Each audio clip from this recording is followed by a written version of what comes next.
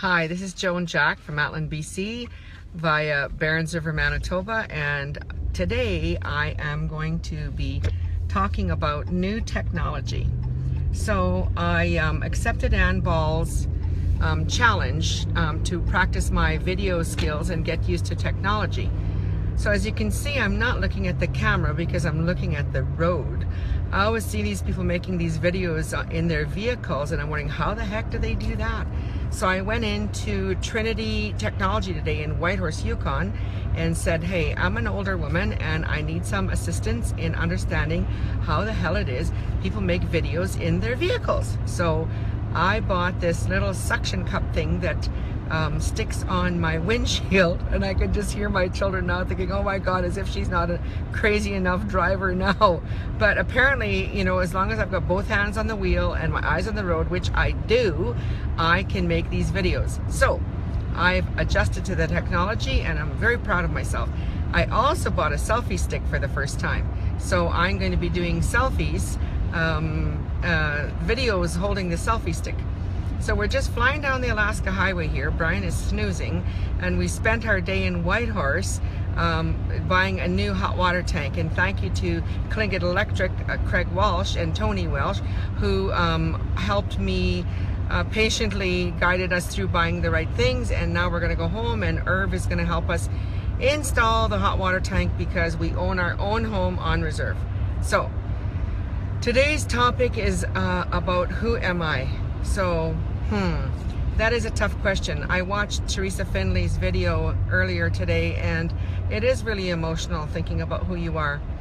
I grew up in Barons River, Manitoba, and today there are about maybe 3,000 people in our community on the reserve. And when I was a young girl, though, everyone there, the community was divided by the river. Hey, Marie. The community was divided by the river, and on one side, on the south shore of the Barons River, lived all the Métis people, and on the north shore of the Barons River lived all the Treaty Registered Indian people. So that's the context I grew up in. And then my father, who obviously married my mom, is the descendant of a Lebanese fur trader. So he had a store on an island in the mouth of the Barons River, because when I was a little girl, it was all river traffic. There were no vehicles in Barons River. In fact, we didn't get TV and hydro, mainline hydro, until 1991. So I grew up in a time where there was none of this technology that I've adjusted to.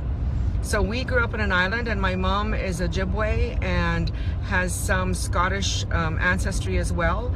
So really, with the whole Joseph Boyden thing going on this last couple of weeks, it's really making a lot of us think about who we really are. So for me, I grew up in Barons River, and I grew up on an island, and I grew up the daughter of a storekeeper. And my mom was also working in the store, and my mom was so independent. Mom was the first woman to drive a motorized boat in Barons River that I knew of. Dad got a little boat, and Mom used to drive that motor. Boy, she was just such a feminist. She was ahead of the curve in Barons River, that's for sure. She would be driving her boat, and one time she even ran over Grandma Billy, which is a really funny story. So who am I? You know, like I grew up on the Métis side, even though we're on the island. My mom's family were all involved in the Manitoba Métis Federation. We're founding Grandma and Grandpa McKay. We're founding members of the Manitoba Métis Federation. And I grew up knowing that I had Indigenous heritage and that I had this other great Middle Eastern heritage through my father, like I said, whose father was from Lebanon. But Dad, interestingly enough, was born in Little Grand Rapids. So in 1934, when Dad was born, there was nobody in Little Grand Rapids that spoke English except my grandparents, I guess.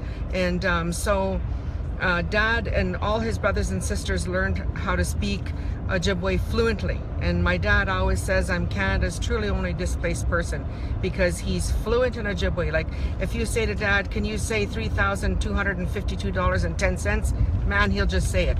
And so, you know, Dad grew up in a time where the people in Little Grand Rapids had not stopped dancing. You know, he grew up at a time where he used to sneak into the Wigwam, and it was long, he used to tell me. And people used to come from Pangasi and bring their furs down, and they all used to dance in there. So I grew up hearing my dad tell me these stories of who we are as Ojibwe, and who we were really, and who we need to be again, and who we are again. So I grew up with this really mixed idea. And then of course, you know, when I started going to school, because of economic privilege, hey Laura, because of economic privilege, you know, that's another thing. Who am I? You know, we had a store. So, you know, my dad had a diesel plant on the island, and we had running water that my dad put in, and nobody on the Treaty side or the Métis side had these things that we had in our home, because my dad worked hard and created this privilege, economic privilege, for us to grow up in. So I didn't grow up hungry. I didn't grow up in any of the things that some of my cousins had. So then what happened to me was I got called Monia Kweka Zotoa. That one is trying to be a white lady. So who am I? You know, what I've come to understand is that I am who I am. Like Popeye, I am who I am, and that's all that I am.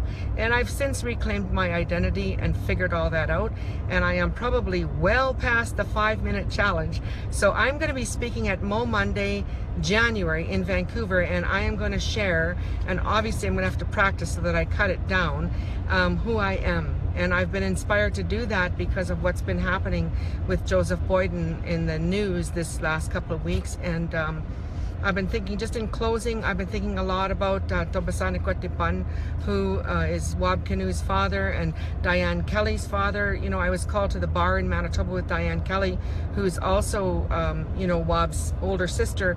And I'm just thinking of all the things I learned from their father, you know, as well, in reclaiming my heritage. So, you know, Wab's dad took me under his wing, and as he did with many people. I don't know how many of us who, because of colonization, you know, really, to be honest, we're very disconnected with our heritage. And we need to not blame each other, and we need to not shame each other as we reclaim who we are. And a friend of mine once said to me, "What are you, a born-again Indian?" And I said, "I guess so. I am a born-again Indian." So that's it. Saying goodbye from the Alaska Highway. This was pretty cool, and I didn't even have an accident.